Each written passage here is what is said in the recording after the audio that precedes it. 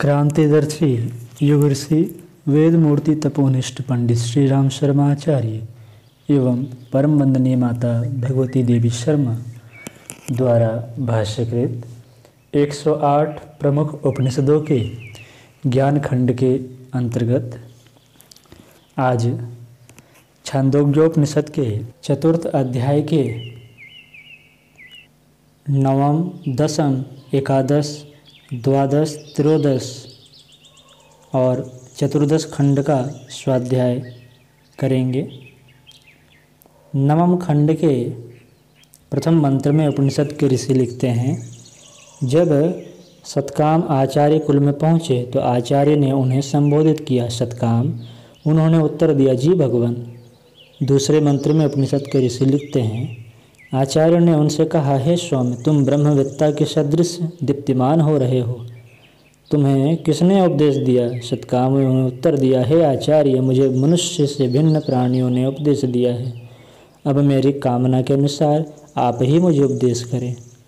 नवम खंड के अंतिम व तीसरे मंत्र में उपनिषद के ऋषि लिखते हैं, तब आचार्य ने उन्हें उपदेश दिया, मैंने भगवत स्वरूप ऋषियों के मुख से सुना है कि आचार्य के मुख से जानी गई विद्या की उपयुक्तता सार्थकता को प्राप्त होती है। आगे उन्होंने जब उपदेश किया तो कुछ भी जानना शेष न रहा, अर्थात वे संपूर्ण ज्ञान को प्राप्त हुए।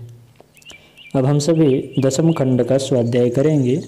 दशम खंड के प्रथम मंत्र में उपनिषद के ऋषि लिखते हैं, उपकौशल कामलायन अर्थात कमल का वंशज सतकाम जाबाल के आचार्यत्व में ब्रह्मचर्य पूर्वक वास करते थे। उन्होंने 12 वर्ष तक आचार्य कुल में अग्नियों की परिचर्या की। आचार्य सतकाम ने अन्य ब्रह्मचारियों का समावर्तन संस्कार कर दिया, परंतु उनका नहीं किया। दूसरे मंत्र में उपनिषद के ऋषि लिखते हैं, आचार्य सतकाम से उनकी धर्मपत्नी ने कहा, यह ब्रह्मचारी बहुत तपश्चर्या कर चुका है, इनके द्वारा भले प्रकार अग्नियों की परिचर्या भी की गई है, अतः आप इसे उपदेश कर दें जिससे अग्नियाँ आपकी निंदा न करें। किंतु वे बिना कुछ कहे प्रवास पर चल दिए। तीसरे मंत्र में उपनिषद के ऋषि लिखते हैं, उन उपकौशल ने मानसिक व्यथा से अनशन करने का निश्चय किया। उनसे आचार्य की धर्मपत्नी ने कहा, हे ब्रह्मचारिण, तू भोजन क्यों नहीं करता? उन्होंने कहा, इस पुरुष में बहुत सी कामनाएं रहती हैं जो दुख देती है। मैं उन्हीं विविध मानसिक व्यथाओं से परिपूर्ण हूँ, अतः भोजन नहीं करूँगा। चौथे मंत्र में उपनिषद के ऋषि लिखते हैं, तदंतर अग्नियों ने एकत्रित होकर आपस में कहा, यह ब्रह्मचारी तपश्चर्या कर चुका है, इसने हमारी भली प्रकार परिचर्या की है, अब हम इसे उपदेश करते हैं। ऐसा उन अग्नियों ने निश्चय कर उनसे कहा, प्राण ब्रह्म है, क अर्थात सुख ब्रह्म है और ख अर्थात आकाश ब्रह्म है। दशम खंड के अंतिम व 5वें मंत्र में उपनिषद के ऋषि लिखते हैं, उपकौशल ने कहा, यह मैं जानता हूँ कि प्राण ब्रह्म है, किंतु क और ख मैं नहीं जानता। उन अग्नियों ने उत्तर दिया, जो क है वही ख है और जो ख है वही क है। इस प्रकार उन्होंने उपकौशल को प्राण और उसके आधारभूत आकाश का उपदेश दिया। अब हम सभी एकादश खंड का स्वाध्याय करेंगे। एकादश खंड के प्रथम मंत्र में उपनिषद के ऋषि लिखते हैं, आगे उन्हें गार्हपत्याग्नि ने उपदेश किया, पृथ्वी, अग्नि, अन्न और आदित्य, इन चारों में मैं ही हूँ। आदित्य के मध्य जो पुरुष दिखाई देता है वह मैं ही हूँ, वही मेरा विस्तृत रूप है।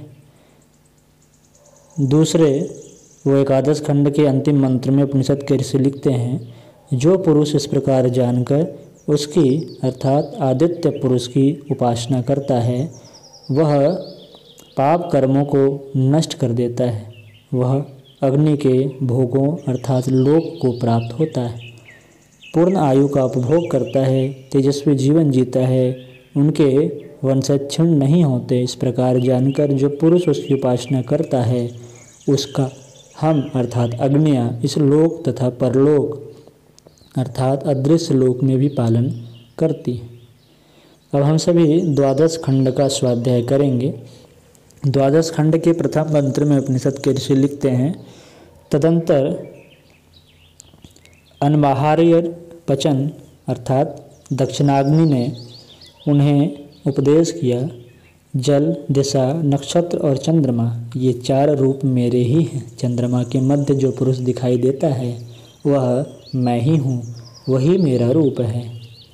द्वादश खंड के अंतिम व दूसरे मंत्र में उपनिषद के ऋषि लिखते हैं, वह साधक जो इस प्रकार जानकर उसकी अर्थात चंद्र पुरुष की उपासना करता है वह पाप कर्मों को विनष्ट करता है, चंद्रलोक को प्राप्त होता है, पूर्ण आयु का उपभोग करता है और तेजस्वी जीवन जीता है। उसके अनुवर्ती वंशज कभी क्षुण्ण नहीं होते। जो इस प्रकार जानकर उसकी उपासना करता है, इस लोक तथा परलोक में भी हम अर्थात अग्नियाँ उसका पालन करती हैं। अब हम सभी त्रयोदश खंड का स्वाध्याय करेंगे। त्रयोदश खंड के प्रथम मंत्र में उपनिषद के ऋषि लिखते हैं, उसके बाद आवाहनीय अग्नि ने उन्हें उपदेश किया,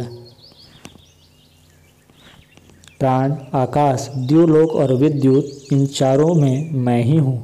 यह जो विद्युत के मध्य पुरुष दिखाई देता है वह मैं ही हूँ, वही मेरा रूप है। त्रयोदश खंड के अंतिम व दूसरे मंत्र में उपनिषद के ऋषि लिखते हैं, वह साधक जो इस प्रकार जानकर उसकी अर्थात विद्युत पुरुष की उपासना करता है वह पाप कर्मों को विनष्ट करता है, विद्युत लोक में भोगों से युक्त होता है, पूर्ण आयु का उपभोग करता है और तेजस्वी जीवन जीता है। उसके अनुवर्ती वंशज कभी क्षीण नहीं होते। जो इस प्रकार जानकर उसकी उपासना करता है, हम अग्नियाँ उसका इस लोक में और परलोक में भी पालन करती हैं। आज की कक्षा में इतना ही। अगली कक्षा में हम सभी आगे की खंडों की चर्चा करेंगे।